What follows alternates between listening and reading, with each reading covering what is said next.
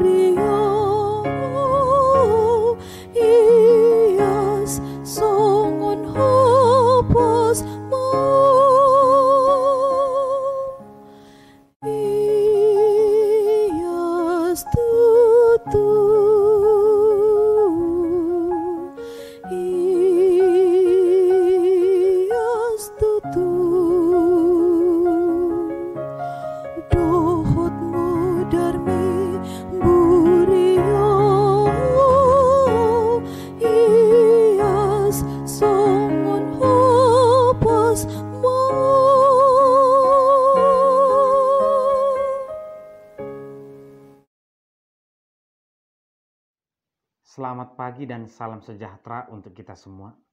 Bapak Ibu saudara terkasih, di pagi hari ini kita berjumpa kembali untuk mendengarkan firman Tuhan yang mengajarkan kepada kita kesetiaan dalam segala situasi. Kita berdoa. Terima kasih Tuhan, kami bersyukur di pagi hari ini untuk penyertaan Tuhan. Kami akan mendengarkan firman-Mu, berkati kami Tuhan. Dalam nama anak Yesus Kristus, kami berdoa. Amin.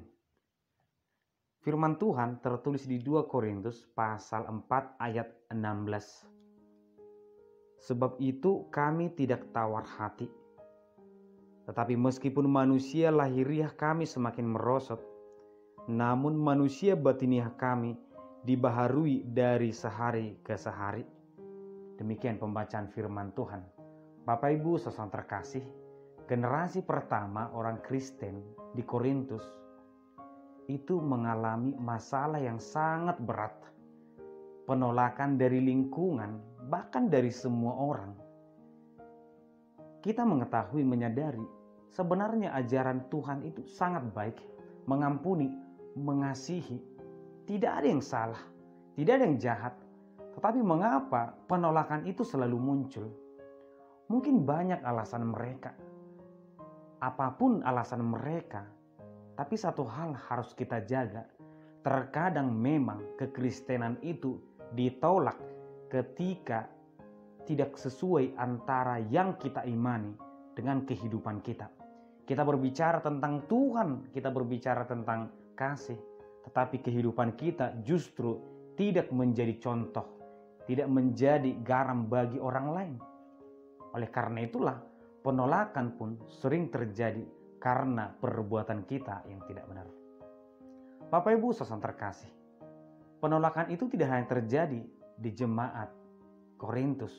Dalam kehidupan kita pun membangun rumah ibadah, beribadah di rumah, beribadah di tempat tertentu, pekerjaan atau hal apapun, sering tantangan itu muncul.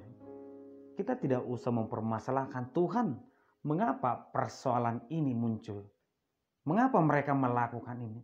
Tetapi firman Tuhan menjadi contoh kepada kita. Mereka sendiri pun, generasi pertama, sudah mengalami hal yang sama. Tetapi Yesus sendiri pun sudah mengatakan, aku sudah terlebih dahulu mengalaminya. Bapak Ibu saudara terkasih, satu persoalan yang mereka hadapi adalah ancaman terhadap tubuh lahiriah mereka, fisik mereka. Dikatakan merosot ataupun semakin rusak, semakin hancur. Mungkin ini cara yang dilakukan untuk meninggalkan Tuhan pada saat itu. Memberikan ancaman, memberikan siksaan, ataupun mungkin menghilangkan nyawa supaya orang-orang yang percaya meninggalkan Tuhannya atau berbalik kepada kepercayaan yang lama. Mungkin di tempat lain ini berhasil, ancaman ini membuat seseorang berpaling. Tetapi bagi jemaat Kristen pada saat itu, mereka berkata, meskipun tubuh kami merosot, tetapi iman kami tidak. Kesaksian yang sangat mulia, kesaksian yang sangat besar. Ancaman terbesar dari manusia tidak membuat iman mereka semakin merosot. Mungkin ada beberapa orang yang takut akan nyawanya, tetapi Yesus berkata, siapa yang menyelamatkan nyawanya akan kehilangan nyawanya.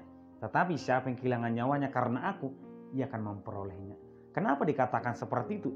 Di ayat 18. Sebab kami tidak memperhatikan yang kelihatan, melainkan yang tak kelihatan.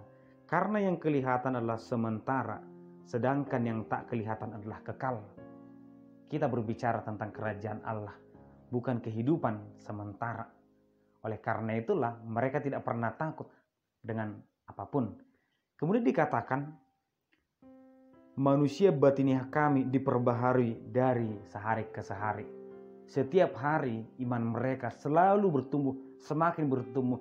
Semakin mereka ditekan, semakin mereka percaya kepada Tuhan. Ini kesaksian yang sangat mulia, perjuangan iman yang sangat mulia.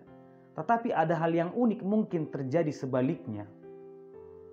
Tubuh seseorang bisa semakin kuat, semakin sehat, tetapi imannya merosot. Mungkin ada pilihan, apakah engkau percaya kepada Tuhanmu, memilih Tuhanmu, atau engkau meninggalkannya tetapi engkau selamat. Mereka tidak peduli terhadap tubuh ini. Mereka tidak takut akan siksaan.